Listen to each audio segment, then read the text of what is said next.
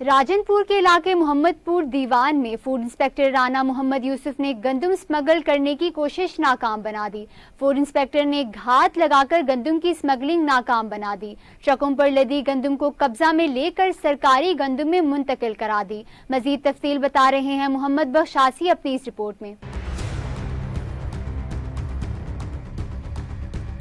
راجنپور کے علاقے محمدپور میں فوڈ انسپکٹر رانا محمد یوسف نے دبنگ کارروائی کرتے ہوئے گندم کی سمگلنگ کو ناکام بنا دیا۔ فوڈ انسپکٹر نے گندم سے بھرے 8 ٹرک قبضے میں لے کر گندم برآمد کر لی۔ ذرائع کے مطابق فوڈ انسپکٹر نے بے نظیر برج پر ناکہ لگا کر مختلف ٹرکوں کو چیک کیا۔ 8 مشکوک ٹرک نظر آنے پر فوڈ انسپکٹر نے کارروائی کرتے ہوئے ہزاروں من گندم برآمد کر 8 ٹرک اور گندم کو قبضے میں لے کر قانون کے مطابق مقدمہ درج کرا دیا۔ فوڈ انسپکٹر نے ڈپٹی کمشنر راجنپور ایمبر نائک کے احکامات کی روشنی میں گندم کی ضلع بندی کی روک تھام کے لیے ساری رات ناکہ لگا کر ٹرکوں کو پکڑا۔ اس موقع پر ڈرائیوروں نے میڈیا کو بتایا کہ Dreshak brothers goods transport company فاضل پور نے ہمیں دھوکہ دیا اور گندم لوڈ کروائی۔ مزید یہ کہ آڑتی بیوپاری ملک شوکت اوان، ستار لشاری، حیدر وغیرہ نے غیر قانونی طور پر کام کرتے ہوئے گندم سمگل کرنے کی کوشش کی اور فوڈ ایکٹ 1958 کی خلاف ورزی کے مرتکب ہوئے۔ فوڈ انسپکٹر نے گندم لوڈ شدہ ٹرکوں کو محکمہ خوراک کی پالیسی کے مطابق قبضے میں لے کر گندم کو سرکاری گودام میں منتقلی کا عمل شروع کرا دیا۔